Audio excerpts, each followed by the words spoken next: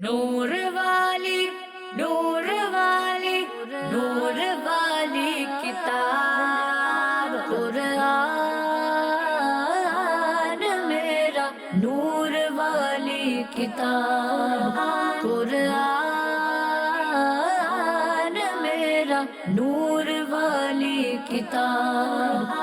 الحمدللہ رب العالمین والصلاة والسلام علی سید المرسلین اما بعد فاعوذ باللہ من الشیطان الرجیم بسم اللہ الرحمن الرحیم۔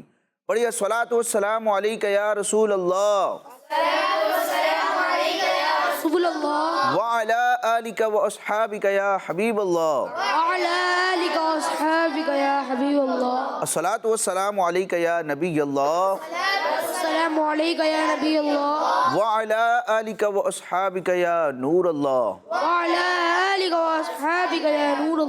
کڈز مدی چل کے ناظرین اور پیارے پیارے بچوں، پروگرام کا نام ہے نور والی کتاب۔ اس پروگرام میں مختلف سیگمنٹس ہوتے ہیں اور ہم نور والی کتاب یعنی کہ قرآن مجید سے متعلق پیاری پیاری باتیں کرنے کی، سننے کی، سیکھنے کی، سمجھنے کی کوشش کرتے ہیں۔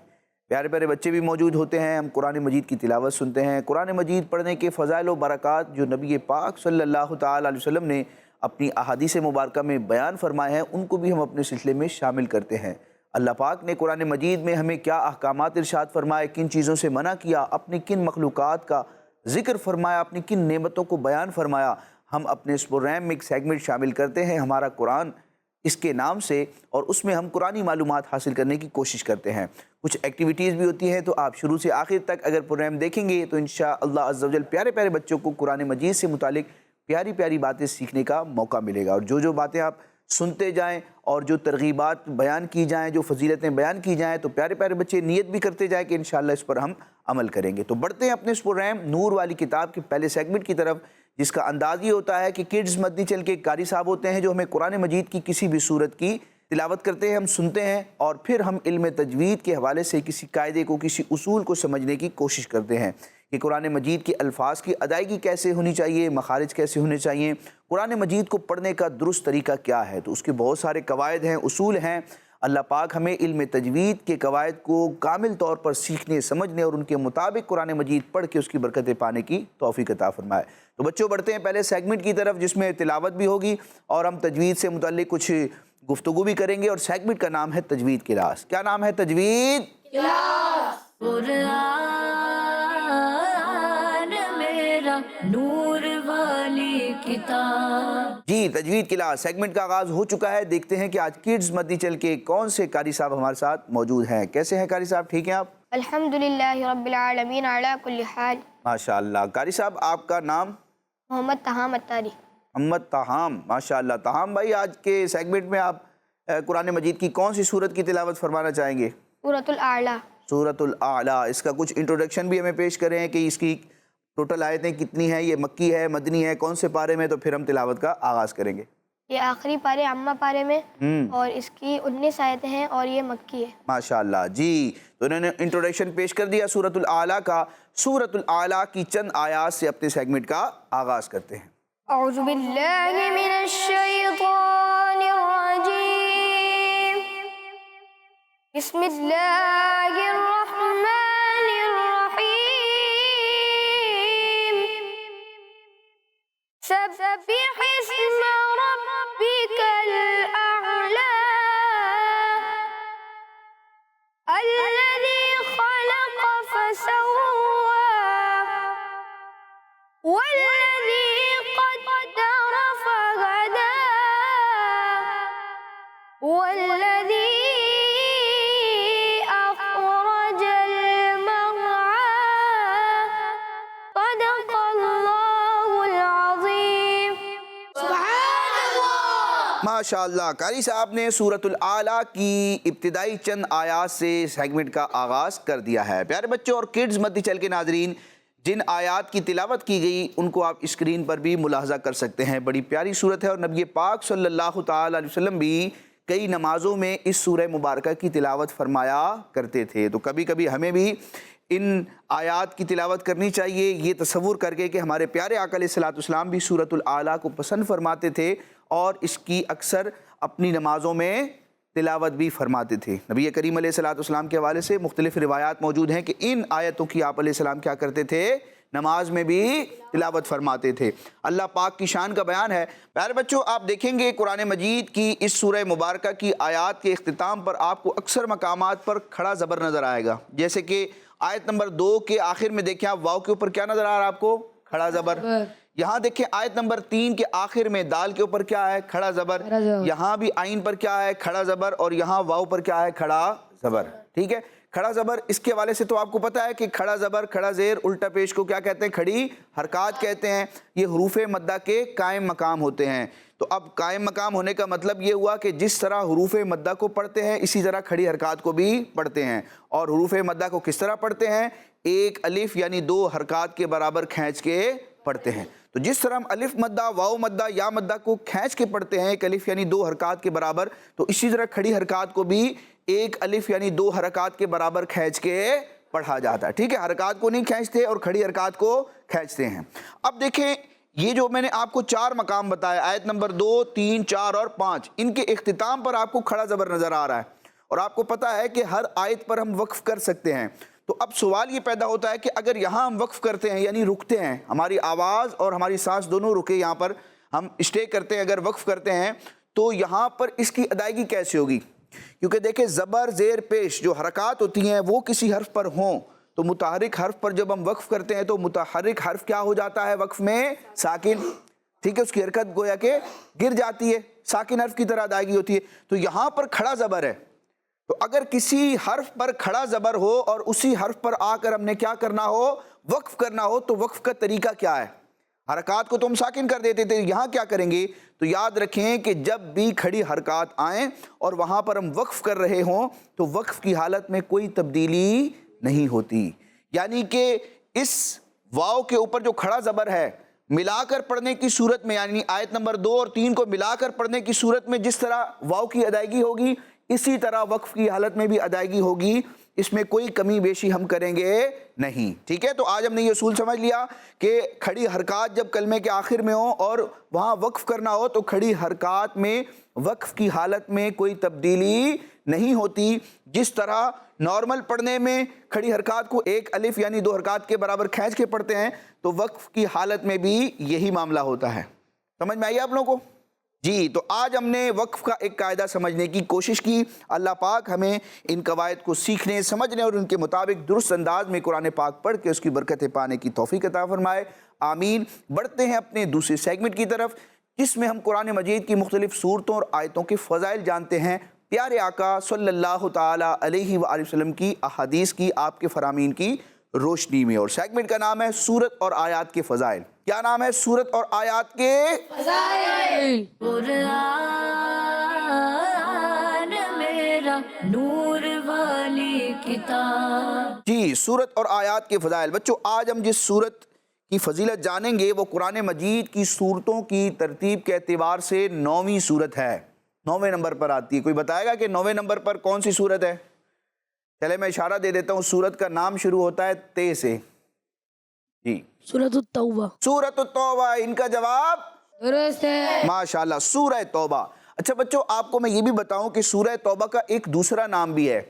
ویسے تو قرآن مجید کے نسخوں میں سورہ توبہ ہی لکھا ہوا ہوتا ہے، لیکن اس کا ایک دوسرا نام بھی ہے اور وہ ہے سورہ براءت۔ کیا نام ہے؟ سورہ براءت۔ ہاں، سورہ براءت اور سورہ توبہ ایک ہی سورت کے نام ہیں۔ قرآن مجید کی کئی ایسی صورتیں ہیں بچوں کہ ایک تو ان کا مشہور نام ہوتا ہے جو قرآن مجید کے نسخے میں بھی لکھا ہوتا ہے، لوگوں کو معلوم ہوتا ہے، اور کچھ صورتیں ایسی بھی ہیں جن کے دوسرے نام بھی کتابوں میں ذکر کیے گئے ہیں، ان کی بھی ایک خاص وجہ ہوتی ہے۔ تو سورہ توبہ کا دوسرا نام کیا ہے؟ سورہ براءت۔ سورہ جی، تو سورہ براءت کی یعنی کہ سورہ توبہ کی کچھ فضیلت جانتے ہیں۔ چنانچہ اللہ پاک کے آخری نبی صلی اللہ تعالی علیہ وآلہ وسلم نے ارشاد فرمایا، منافق سورہ ہود، سورہ براءت یعنی کہ سورہ توبہ، سورہ یاسین، سورہ دخان اور سورہ نبأ کو یاد نہیں کر سکتا۔ تو اللہ پاک ہمیں نفاق سے یعنی منافق ہونے سے بچائے، اللہ پاک کامل ایمان کی دولت پر ہمیں استقامت عطا فرمائے۔ پیارے آقا علیہ الصلوۃ والسلام نے بچوں کیا فرمایا کہ جو بندہ منافق ہے وہ ان صورتوں کو کبھی یاد کر سکتا نہیں۔ تو اللہ پاک ہمیں قرآن مجید یاد کرنے کی بھی توفیق عطا فرمائے، اور جو خوش نصیب ان صورتوں کو یاد کر چکے ہیں تو اللہ پاک کی رحمت سے امید ہے کہ قرآن مجید کو حفظ کرنے، ان صورتوں کو حفظ کرنے کی برکت سے ان کا ایمان بھی سلامت رہے گا، وہ منافقت سے، نفاق سے محفوظ رہیں گے۔ دوبارہ سنتے ہیں، منافق سورہ ہود، سورہ براءت، سورہ یاسین، سورہ دخان اور سورہ نبا کو یاد نہیں کر سکتا۔ اب بچوں، نبی کریم صلی اللہ علیہ وسلم کی احادیث دیکھیں، صحابہ کرام کے فرامین دیکھیں تو ہمیں یہ ترغیب ملتی ہے کہ قرآن مجید کی صورتوں کو سیکھنا چاہیے۔ ایک تو یہ ہے کہ صرف ان کی تلاوت کرنا، ان الفاظ کی، یہ بھی برکت والی بات ہے، لیکن اس سے بڑھ کر یہ ہے کہ ہم قرآن مجید کا ترجمہ بھی پڑھیں، تفسیر بھی پڑھیں، اللہ پاک نے قرآن مجید میں جو احکام بیان کیے ہیں ان میں غور و فکر کریں، جو ہمارے علماء نے تفسیر کی کتابیں لکھی ہیں ان کو پڑھیں، اور قرآن مجید کی جو معلومات ہے اس کو حاصل کر کے اپنی زندگی میں تبدیلی لائیں۔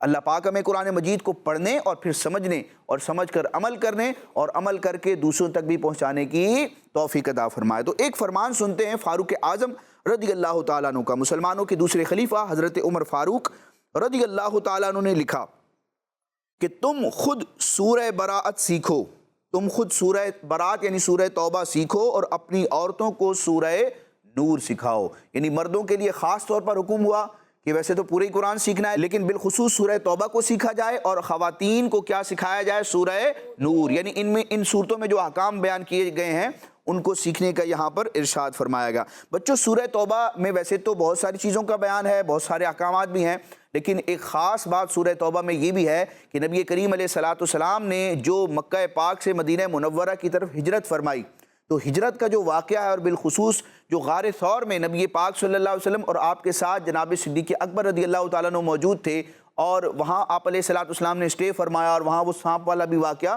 بیان کیا جاتا ہے، تو قرآن مجید نے اس کو ایڈریس کیا۔ قرآن مجید کی سورہ توبہ میں اس ہجرت کے واقعے کا، غار کے واقعے کا ذکر بھی ہے۔ تو اس طرح یہ بڑی مبارک صورت ہے جس میں نبی کریم علیہ الصلوۃ والسلام کی سیرت کے اس روشن پہلو کو اور باب کو بھی ڈسکس کیا گیا۔ اللہ پاک ہمیں قرآن مجید پڑھنے اور اس کی برکتیں پانے کی توفیق عطا فرمائے۔ بڑھتے اپنے تیسرے سیگمنٹ کی طرف جس میں ہم قرآنی معلومات حاصل کرتے ہیں، قرآن مجید میں رب تبارک و تعالیٰ اپنے بندوں سے کیا ارشاد فرماتا ہے، تو بڑھتے ہیں اپنے سیگمنٹ کی طرف۔ اس کا نام ہے ہمارا قرآن۔ کیا نام ہے ہمارا؟ قرآن میرا نور والی کتاب۔ پیارے بچوں اور کڈز، مدنی چینل کے ناظرین، سیگمنٹ ہے ہمارا قرآن، اور آج اس سیگمنٹ میں ہم آپ کے لیے بہت ہی دلچسپ اور انفارمیٹیو باتیں لے کر حاضر ہوئے ہیں۔ آج کے ہمارے اس سیگمنٹ کا ٹاپک ہے ابلیس کیا تھا اور کیا ہو گیا۔ ابلیس، جس کو شیطان کہا جاتا ہے، یہ فرشتہ نہیں بلکہ جن ہے، اور اس کو اللہ پاک نے آگ سے پیدا فرمایا ہے، لیکن یہ فرشتوں کے ساتھ ملا جلا رہتا تھا اور اللہ پاک کی بارگاہ میں بہت قریب اور بڑے بڑے بلند درجات و مراتب سے سرفراز تھا۔ حضرت کعب الاحبار رضی اللہ عنہ کا بیان ہے کہ ابلیس 40,000 سال تک جنت کا خزانچی رہا، 80,000 سال تک فرشتوں کا ساتھی رہا، 20,000 سال تک ملائکہ کو واز سناتا رہا، 30,000 سال تک مقربین فرشتوں کا سردار رہا، اور 1,000 سال تک روحانیین فرشتوں کا سردار رہا، اور 14,000 سال تک عرش کا طواف کرتا رہا۔ پیارے بچوں، ایک دلچسپ بات یہ بھی ہے کہ ابلیس کا ہر آسمان پر ایک الگ نام تھا۔ پہلے آسمان پر اس کا نام عابد، دوسرے آسمان میں زاہد، تیسرے آسمان میں عارف، چوتھے آسمان میں ولی، پانچویں آسمان میں تقی، اور چھٹے آسمان میں خازن، اور ساتویں آسمان میں عزازیل تھا، اور لوح محفوظ میں اس کا نام ابلیس لکھا ہوا تھا، اور یہ اپنے انجام سے غافل اور خاتمے سے بے خبر تھا۔ لیکن جب اللہ پاک نے حضرت آدم علیہ السلام کو سجدہ کرنے کا حکم دیا تو ابلیس نے انکار کر دیا اور حضرت آدم علیہ السلام کی بے ادبی کر کے تکبر کرنے لگا۔ اسی جرم کی سزا میں اللہ پاک نے اس کو مردود بارگاہ کر کے دونوں جہان میں ملعون، یعنی جس پر لعنت کی گئی ہو، فرما دیا، اور اس کی پیروی کرنے والوں کو جہنم میں عذاب کا سزاوار بنا دیا۔ چنانچہ قرآن مجید میں اللہ پاک ارشاد فرماتا ہے، قال ما منعك الا تسجد اذ امرتك قال انا خیر منه خلقتني من نار وخلقته من طين قال فاهبط منها فما يكون لك أن تتكبر فيها فاخرج إنك من الصاغرين قال أنظرني إلى يوم يبعثون قال إنك من المنظرين قال فبما أغويتني لأقعدن لهم صراطك المستقيم ثم لآتينهم من بين أيديهم ومن خلفهم وعن أيمانهم وعن شمائلهم ولا تجد أكثرهم شاكرين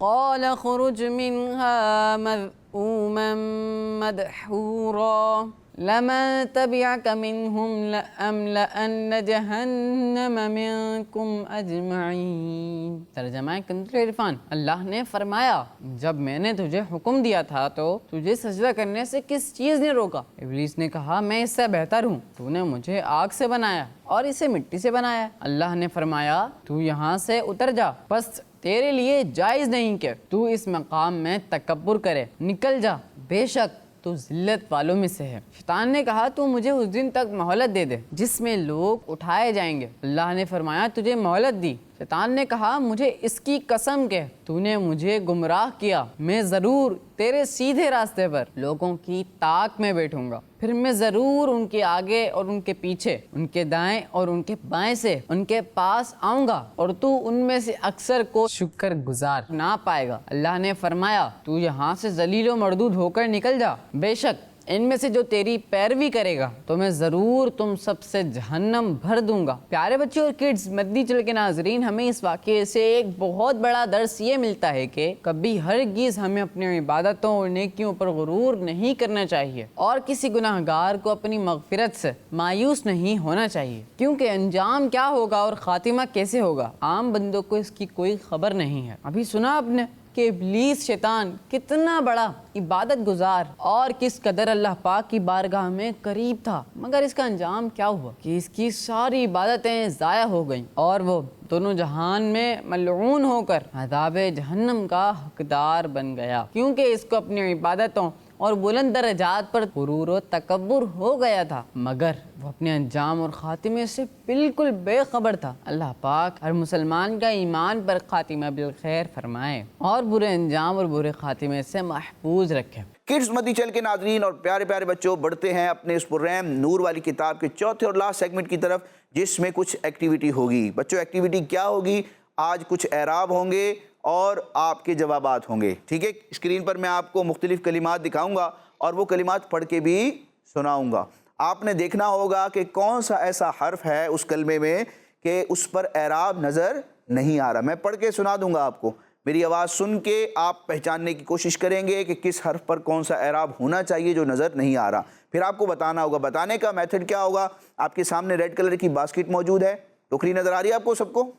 ہاں، اس میں بہت سارے سیمپلز موجود ہیں، زیر زبر پیش، بہت سارے سیمپل موجود ہیں۔ ویسے تو آپ قرآن مجید میں ہی دیکھتے تھے زیر زبر، آج آپ کو وہاں بھی نظر آئیں گے، ٹھیک ہے؟ الگ سے وہ بنے ہوئے ہیں۔ تو آپ نے کیا کرنا ہے؟ آپ نے پہچاننا ہے، مثال کے طور پر دال کے اوپر پیش ہونا چاہیے، تو آپ وہاں سے پیش کا سیمپل اٹھائیں گے اور کیمرے میں دکھائیں گے، اسکرین پر دکھائیں گے اور مائک پر بتائیں گے کہ دال پر کیا ہے؟ پیش ہے، ٹھیک ہے؟ آپ اپنی طرف سے جواب دیں گے، ہم چیک کریں گے، دیکھیں گے کس کا جواب درست ہوتا ہے۔ تو بڑھتے ہیں اس سیگمنٹ کی طرف، اس سیگمنٹ کا نام ہے اعراب پہچان کر لگائیں۔ کیا نام ہے؟ اعراب پہچان کر قرآن میرا نور والی کتاب۔ جی، اعراب پہچاننے کے لیے چار بچے موجود ہیں، لیکن چاروں میں سے ایک ایک کو سلیکٹ کریں گے ہم۔ تو سیدھی طرف سے، دائیں جانب سے، رائٹ سائڈ سے کون آنا چاہے گا؟ ماشاءاللہ 3 ہاتھ کھڑے ہو چکے۔ بالکل لاسٹ میں جو بچے بیٹھے ہیں مائک پہ اپنا نام بتائیں گے۔ محمد ابراہیم۔ جی ابراہیم بھائی، اگر آپ کو سلیکٹ کریں ہم تو آپ پوری ٹیم کی نمائندگی کریں گے؟ جی۔ جیتنے کی کوشش کریں گے یا جتائیں گے؟ جتائیں گے۔ کس کو؟ ہماری ٹیم کو۔ ہماری ٹیم کو تو جتائیں، جو سامنے کھڑا ہوگا آپ کے مقابلے میں ہوگا اس کے مقابلے میں آپ خود کیا کریں گے؟ جیتیں گے۔ جیتیں گے؟ آ جائیں مائک کے ساتھ، باسکٹ کے بالکل بیک سائڈ پہ آپ نے کھڑا ہونا ہے۔ جی، بائیں جانب سے ابراہیم صاحب کا مقابلہ کرنے کے لیے کون آئے گا؟ یہ تو جیتنے کے لیے آئے ہیں بھائی، یہاں سے بھی جو آئے گا تو وہ جیتنے کے لیے آئے گا تاکہ مقابلہ اچھا ہو۔ 2 ہاتھ کھڑے ہوئے ہیں صرف، جو پہلے نمبر پر ہاتھ جنہوں نے کھڑا کیا وہ اپنا نام بتائیں گے۔ محمد احمد۔ محمد احمد بھائی، دیکھیں بھائی ابراہیم صاحب آپ سے چھوٹے ہیں بظاہر، تو آپ کریں گے مقابلہ ان سے؟ کیا کریں گے پھر؟ جتائیں گے جیتیں گے؟ جیتوں گا، یہ بھی جیتیں گے وہ بھی جیتیں گے، دیکھ لیتے ہیں ابھی فیصلہ ہو جائے گا۔ پہنچیں گے آپ ابراہیم بھائی کے پاس۔